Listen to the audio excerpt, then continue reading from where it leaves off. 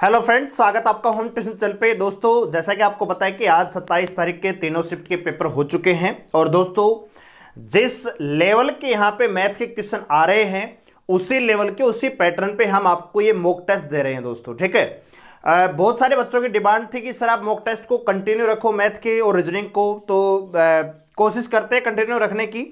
और इंतजार इसी चीज का था कि आज के तीनों शिफ्ट के पेपर हो जाते हैं और जिस प्रकार से उसमें क्वेश्चन आ रहे हैं उसी पैटर्न पे हम आपको क्वेश्चन देने की कोशिश करते हैं दोस्तों।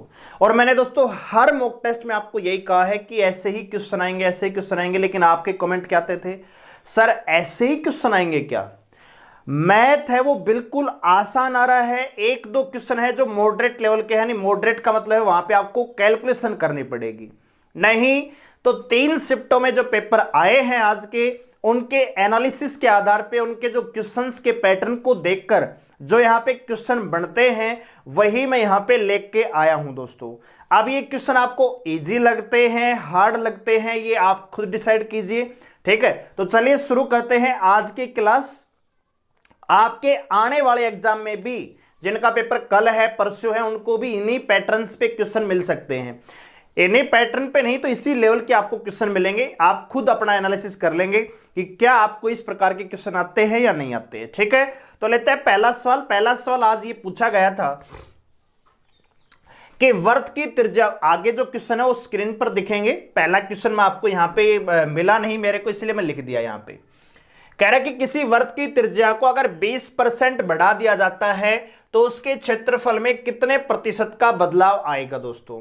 तो एक बात बताइए, सबसे पहले 20% का मतलब होता है 1/5 दोस्तों, होता है कि नहीं होता? यानी अगर पहले वर्त की त्रिज्या 5 थी तो अब 1 बढ़ा दी तो कितनी हो जाएगी? 6 हो जाएगी। यहां तक क्लियर है? आप मुझे बताइए वर्त का क्षेत्रफल क्या होता है? पाई आर स्क्वायर होता है। आप रखेंगे पहले और अब, तो भाई पाई आर स्क्वायर यहां रखेंगे, पाई आर स्क्वायर यहां रखेंगे, तो पाई से तो पाई कैंसिल हो जाएगा, इसका तो रोल ही नहीं है।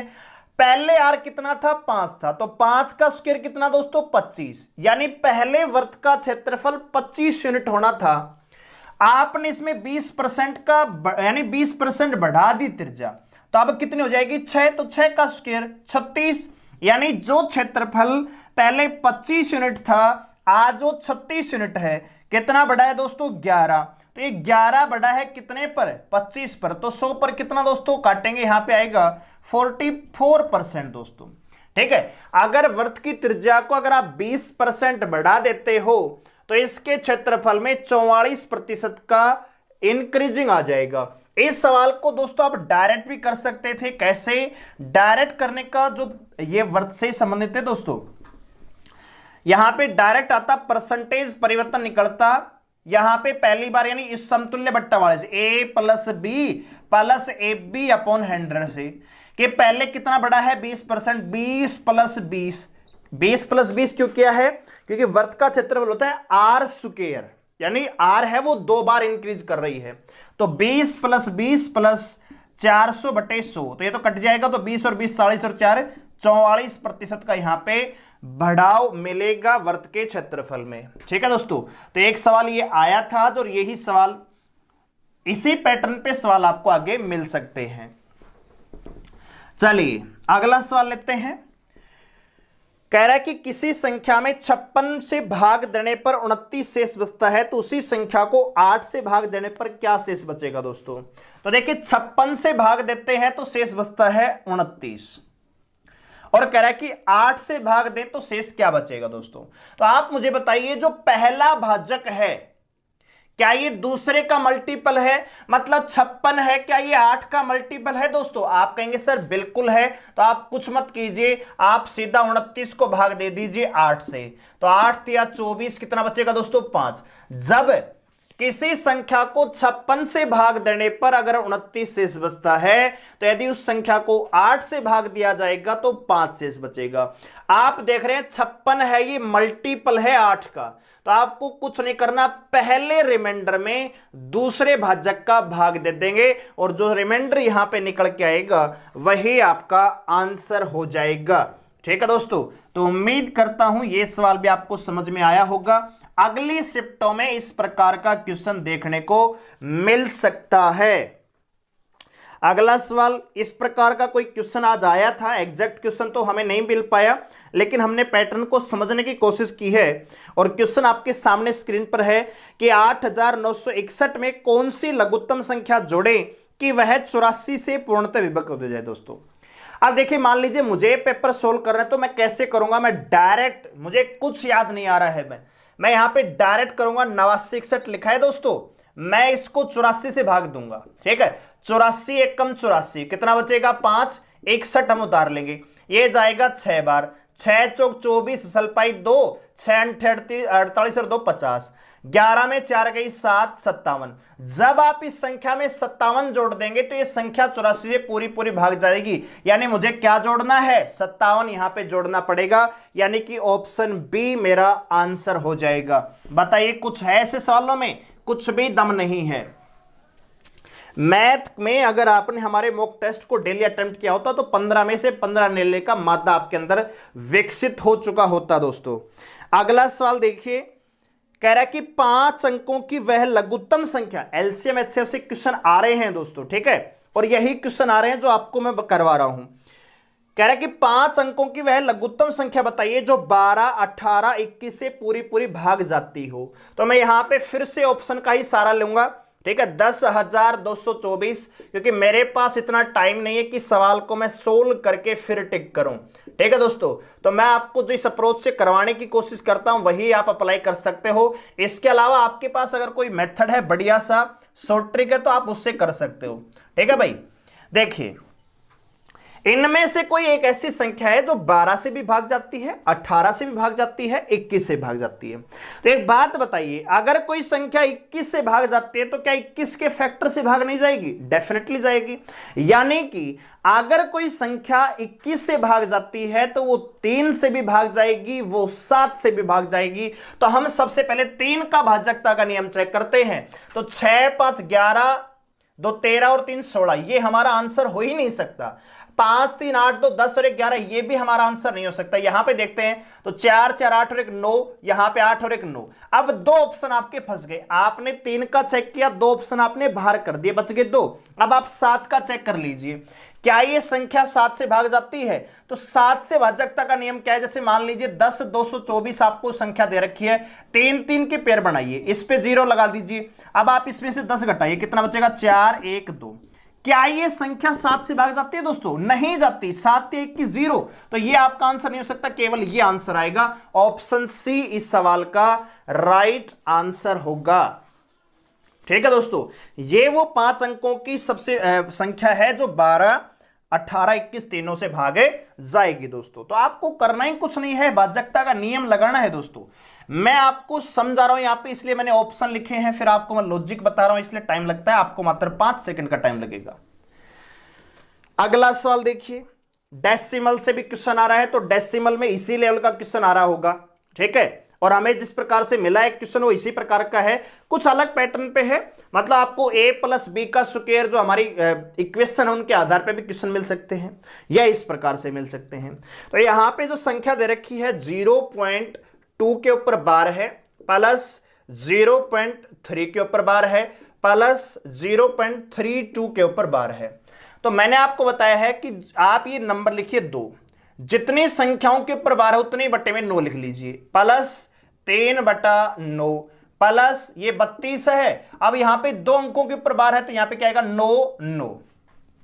एलसीएम लेंगे, कितना आएगा दोस्तों? 99। 11 दूनी 22, 11 11 तिया 33, प्लस में ये 1 आएगा तो 32। आप इनको जोड़ दिए, 3 2 5 और 2 7, यहां पे आएगा 2 3 5 3 8, 87/99 आएगा। अब इसको आप वापस डेसिमल में चेंज करेंगे तो आएगा 0.87, और 2 ये ऊपर बार लग जाएगा, और ये इस सवाल का क्या हो जाएगा? आंसर हो जाएगा।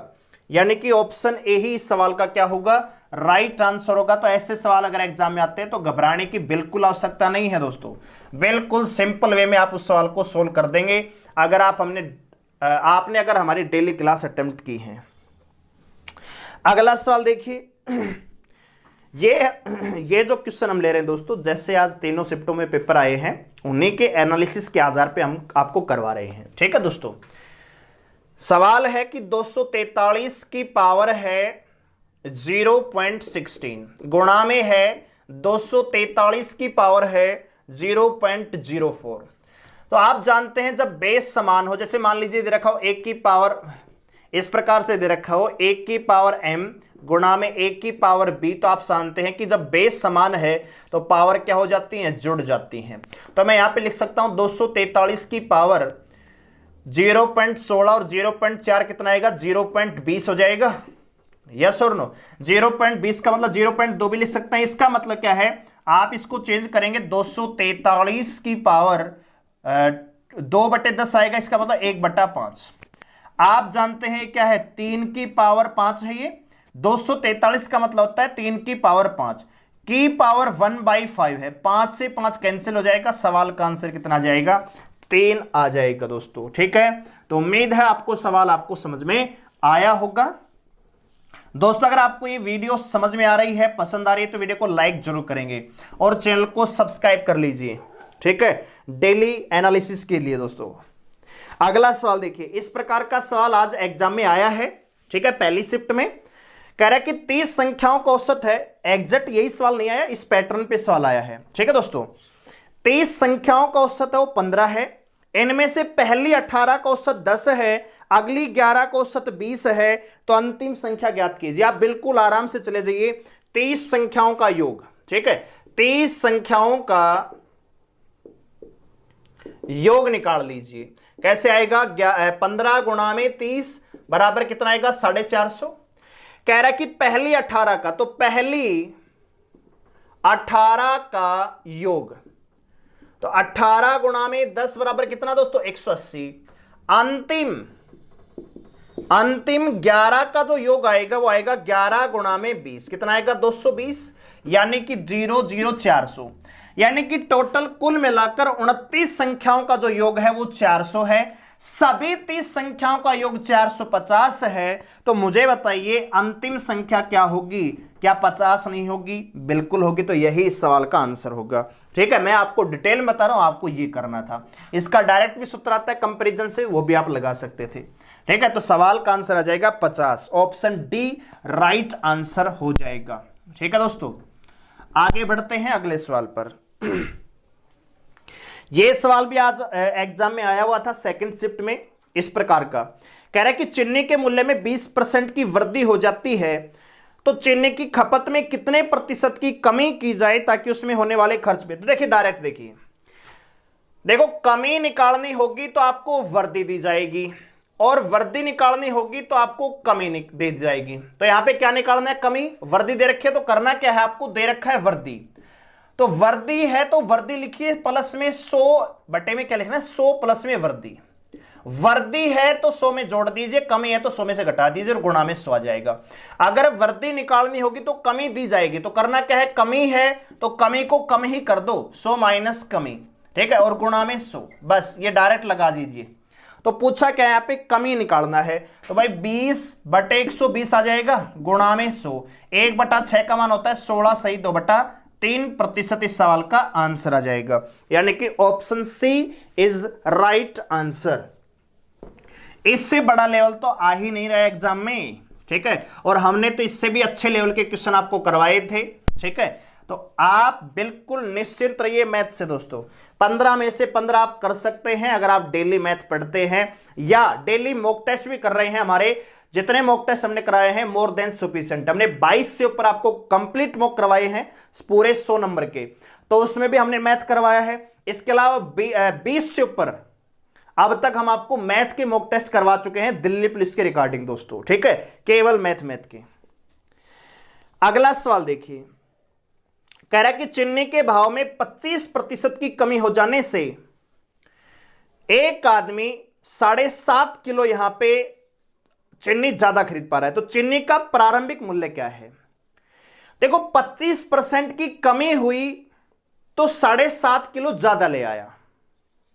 इसका मतलब यह है कि 25% का मान किसके बराबर है, 7.5 किलो के बराबर है। तो मैं यहां पे लेके आ रहा हूं वर्तमान में कुल खरीदारी, यहां पे मैं ये निकालने वाला हूं कि वर्तमान में कुल कितना ये यहां पे चीनी खरीद के लाया है। तो आप जानते हैं 25% का जो मान दे रखा है 7.5 किलो दे रखा है। तो आप मुझे बताइए 100% का मान क्या इसका 4 गुना नहीं होगा? अरे ये इसका 4 गुना तो ये भी इसका 4 गुना, तो 4 से 28 और गुणा में 4 करेंगे। ठीक है, तो इसका 4 गुना कीजिए, तो 7 चौक 28 और इसका 4 गुना करेंगे 2, तो 30 किलो। ठीक है, 30 केजी आ जाएगा। यानी वर्तमान में ये जो आदमी है 360 रुपए में 30 किलो चीनी लेके आ रहा है। तो पहले कितना लेके आया होगा? प्रारंभिक पूछा है, तो प्रारंभिक खपत, अब ये 30 किलो लेके आ रहा है, इसमें 7.5 किलो ज्यादा है, तो पहले कितना लाया होगा दोस्तों? 22.5 किलो। अरे हाँ कि ना, पुराना जो इसकी खपत है वो 22.5 किलो है 360 रुपए में, तो 360 बटे 22 दूनी 44 और 1 45, ऊपर 2 आ जाएगा। 9 पंजे 45, 9 चौक 36, 5 अंटे 40, कितना आ जाएगा दोस्तों? 16 रुपए प्रति केजी। प्रारंभिक भाव है वो 16 रुपए प्रति केजी है। अगर वर्तमान पूछे तो 360 बटे 30 कर देंगे, यानी 12 रुपए केजी। अभी जो भाव है वो 12 रुपए का है, प्रारंभिक भाव है वो 16 रुपए का है। ठीक है, उम्मीद है आपको समझ में आया होगा। इतना ही यहां पे एक्सप्लेन मैं कर सकता हूं, ज्यादा टाइम नहीं है भाई। ठीक है, अगला सवाल देखिए स्क्रीन पर क्या कह रहा है। हां, ये सवाल कह रहा है कि मैं 10 रुपए की 11 की दर से कुछ वस्तुएं खरीद के लेके आता हूं, फिर 11 रुपए की 10 की दर से मैं यहां पे बेच देता हूं। तो यहां पे मैं लिख रहा हूं वस्तु और यहां पे मैं लिख रहा हूं रुपए।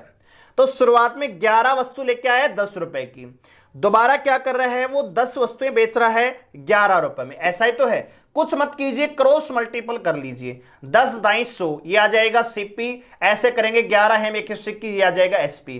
कितने? 100 रुपए में खरीदे 121 में बेचे, कितने का लाभ है दोस्तों? 21% का यहां पे प्रॉफिट है। डायरेक्ट सवाल, ऐसा भी सवाल आज आया हुआ था दिल्ली पुलिस में, और ऐसा सवाल आपको आगे भी देखने को मिल सकता है। तो 21% इस सवाल का आंसर आएगा, option C is right answer. कुछ करना ही नहीं है। अगला सवाल देखिए क्या कह रहा है। अब जिनको बच्चे कैलकुलेटिव कर रहे हैं, मॉडरेट लेवल के कह रहे हैं ना, वो क्वेश्चन ये है दोस्तों। ऐसा क्वेश्चन है जो आपको मॉडरेट नजर आएगा, जो आपको स्क्रीन पर नजर आ रहा है। कह रहा है कि एक व्यापारी ने 2 प्रकार की चीजों को प्रत्येक को 10,000 रुपए में बेचा, यानी दोनों ही वस्तुओं का जो विक्रय मूल्य है वो क्या है? समान है। उनमें से एक पर 20% की हानि हुई और एक पर 20% का लाभ हुआ।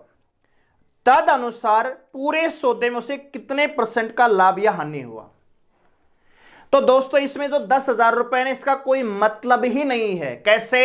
अगर आपको यहां पे परसेंटेज प्रॉफिट या लॉस निकालना है ना दोस्तों, तो यहां पे आप लिख लीजिए लाभ, या आपके आने वाले सवालों में भी काम आएगा, लाभ माइनस हानि, और यहां पे माइनस लाभ गुणा में हानि बटे 100 कर लीजिए।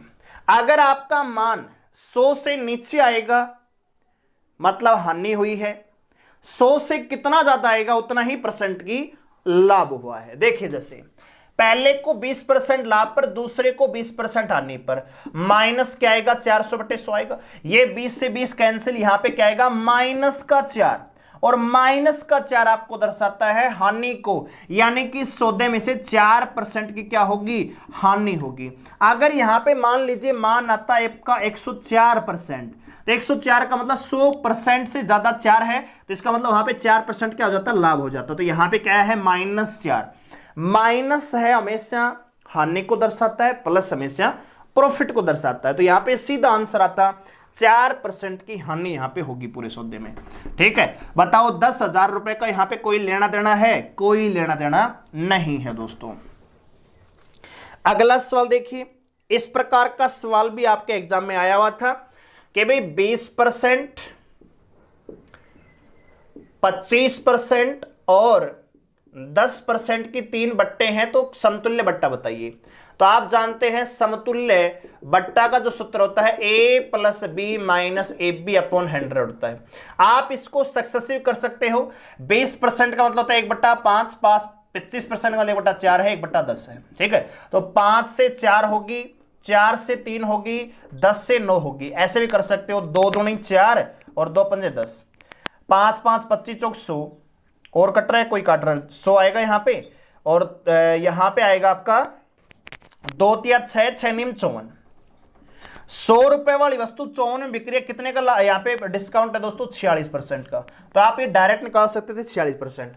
आप दो दो को कंपेयर कर लीजिए, पहले आप 20 और 10 को कर लीजिए। तो 20 और 10 का आएगा 20 प्लस में 10 माइनस 200, तो आएगा 28%। 28 प्लस में 25 माइनस 25 अंठे 200, 25 दूनी 50 और 60। ठीक है, अब यहां पे घटा लीजिए, तो 53 माइनस आपका यहां पे 25 अंठे 200, असल पाई 20, 25 दूनी 50 और 20 70, यहां पे 70 आएगा। तो 53 में 7 घटाएंगे तो यहां पे 46% आ जाएगा। आप ऐसे कर लीजिए, आप ऐसे कर लीजिए। ठीक है, तो इस प्रकार का सवाल भी आज की शिफ्ट में आ रहा था और ऐसा सवाल आपको आगे भी देखने को मिल सकता है दोस्तों। आगे बढ़ते हैं अगले सवाल पर। तो अगला सवाल क्या कह रहा है दोस्तों? आगे बढ़ने से पहले इतना करना चाहूंगा, वीडियो को लाइक ठोक दीजिए दोस्तों। ठीक है, अगला सवाल है, इस प्रकार का सवाल आज 27 तारीख को पहली शिफ्ट में पूछा गया दोस्तों। क्या कह रहा है कि एक आदमी ने एक प्राइवेट संस्था से 5% साधारण ब्याज की दर पर राशि उधार ली दोस्तों। ठीक है, 5% की साधारण ब्याज पर उधार राशि ली। उसने क्या कर दिया, 10% वार्षिक चक्रवृद्धि पे। देखो इस सवाल का मतलब क्या है, एक आदमी गया एक बैंक में, उसने वहां से पैसे खरीदे, उधार लिए, मतलब ब्याज पर 5% पे उसने कुछ राशि उधार ली। अब वो आदमी चालाक था, उसने क्या कर दिया, उस राशि का आधा भाग है वो गांव में दे दिया ब्याज पे, और वो भी चक्रवृद्धि ब्याज पे, और ब्याज की दर रख दी 10% वार्षिक। ठीक है, तो कह रहा है कि 4 वर्ष के बाद उसे 3205 रुपए का लाभ हुआ, तो वो राशि क्या है ये आपको बताना है।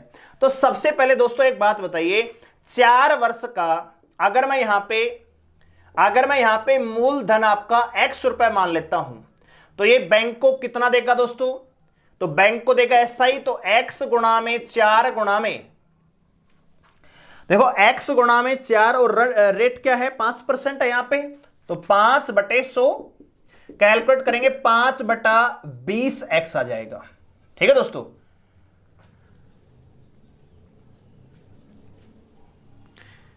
अरे 4 वर्ष के लिए 5% की ब्याज पर है ना ये, तो ये कितना आएगा आपका 5 दूनी 5 20 पंजे 100, यानी x/5।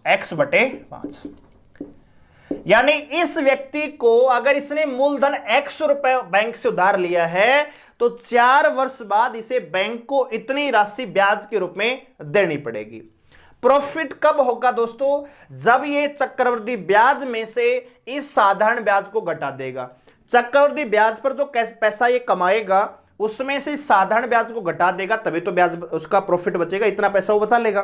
ठीक है, तो 4 वर्ष का SI निकालते हैं, 4 वर्ष का CI। तो CI क्या होता है दोस्तों? आपको पता है, प्रिंसिपल इंटू 1 प्लस R/100, यहां पे टाइम आता है और -1 हो जाता है। तो प्रिंसिपल कितना है दोस्तों? x है, यहां पे आएगा 1 प्लस रेट क्या है, 10% है, टाइम है 4 वर्ष का -1, तो ये 10 से कम 10 से कम 11 हो जाएगा, तो x बराबर बचेगा यहां पे 1.1 का 4 -1। ठीक है दोस्तों, जो कि होता है 14,464। ठीक है, तो आएगा आपका 14,464। ठीक है, 14,641, कितना आएगा? 14,641 बटे इतना आएगा ये, और माइनस यहां पे 1 भी रहेगा। समझ में नहीं आ रहा क्या? देखो, अरे रेट कितनी है, 10% है, 10% को करेंगे तो 11/10 आएगा, 11/10 की पावर 4 है, तो 11 की पावर 4 कीजिए, 14,641 आएगा, बटे 10 है, 10 की पावर 4 कीजिए, 10,000 आएगा, ये माइनस का 1 है। जब आप इसको आगे कैलकुलेट करेंगे तो यहां पे पॉइंट, इसका ये पॉइंट यहां पे लग जाएगा, जब ये माइनस इसमें ये करेंगे तो ये आपके पास आएगा ये 0. देखो ये आपके पास क्या आ जाता है दोस्तों? CI आ जाता है। ठीक है, ये आपके पास क्या है? CI, और इसमें से आप क्या माइनस करेंगे? x/5 बराबर कितना है? 3205 रुपए के। बात आ रही समझ में? देखो सबसे पहले हमने क्या कर दिया, 4 वर्ष का साधारण ब्याज निकाल दिया, एक्स मूलधन मान के। कितना आएगा, एक्स बटे 5 रुपए आएगा। अब इसने क्या कर दिया, जो मूलधन लिया था ना उसका आधा भाग, इसका आधा भाग है, इसने 10% वार्षिक ब्याज पर दे दिया दोस्तों। ठीक है, 4 वर्ष के लिए। तो इसका सीआई निकालेंगे, तो जो सीआई है उसमें जब आप एसआई निकालोगे तभी तो प्रॉफिट आएगा, और यहां से आप एक्स का मान निकाल देंगे तो जो कि आएगा 1 लाख रुपए। बस आपको यह कैलकुलेशन करनी है जो कि बच्चों को लगती है हार्ड, जिससे एग्जाम में एक क्वेश्चन हो जाता है मॉडरेट। ठीक है, यही क्वेश्चन है जो बच्चे मॉडरेट बता रहे थे।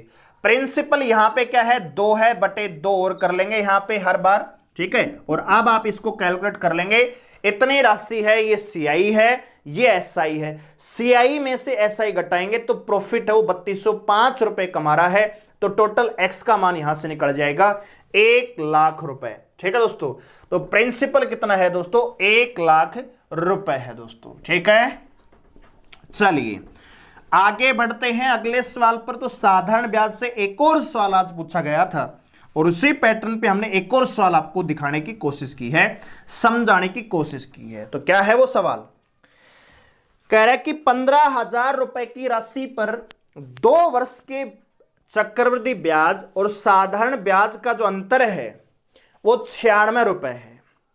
तो ब्याज की, वार्षिक ब्याज की दर ज्ञात कीजिए। देखिए दोस्तों, अगर आपको सीआई माइनस एसआई निकालना है तो इसका डायरेक्ट सूत्र है, क्या है, प्रिंसिपल गुणा में आर बटे 100। अब आप ये आर है, इसकी पावर उतनी ही करनी पड़ेगी जितना आपका टाइम दे रखा है।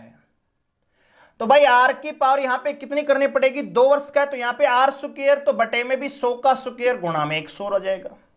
अब आप रखिए, सीआईएसआई का जो अंतर दे रखा है 96 रुपए दे रखा है, प्रिंसिपल कितना है 15,000 रुपए, आर स्क्वायर आपको निकालना है, बटे में क्या है ये 100 गुणा में 100, तो 3 0 से 3 0 कट जाएगी, 15 आर स्क्वायर बचेगा बराबर 960 के 96 गुणा में 10, आर स्क्वायर आएगा 960 बटे 15, कैलकुलेट करेंगे 15 6 की 90, 15 चौके 60, आर का मान आ जाएगा 64 का रूट मतलब कि 8%। ठीक है, ये डायरेक्ट सूत्र है, कई बार आपको रेट दे दी जाएगी। यही सवाल ऐसे होता कि 15,000 रुपए की धनराशि पर 8% वार्षिक ब्याज की दर से 2 वर्ष के साधारण ब्याज और चक्रवृद्धि ब्याज का अंतर बताइए, तो आप ये सूत्र लिख लीजिए, डायरेक्ट निकल जाएगा, कुछ करना ही नहीं है।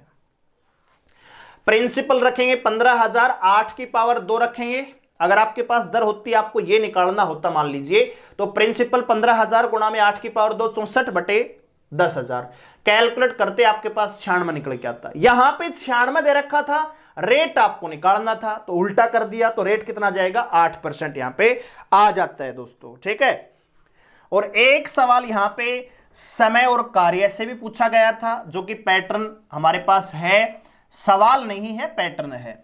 ठीक है, लेकिन हमने उसी पैटर्न पे सवाल आपको लिया है आपके लिए दोस्तों। तो देखिए क्या सवाल है, कह रहा है कि 30 व्यक्ति प्रतिदिन 6 घंटे काम करते हुए 24 दिन में 1500 यूनिट का उत्पादन करते हैं, तो 18 व्यक्ति 8 घंटे प्रतिदिन काम करते हुए 18,000 यूनिट का उत्पादन कितने दिन में कर सकते हैं। तो यहां पे डायरेक्ट सूत्र बनेगा M1 D1 H1 बटे W1 बराबर M2 D2 H2 बटे W2। कैसे,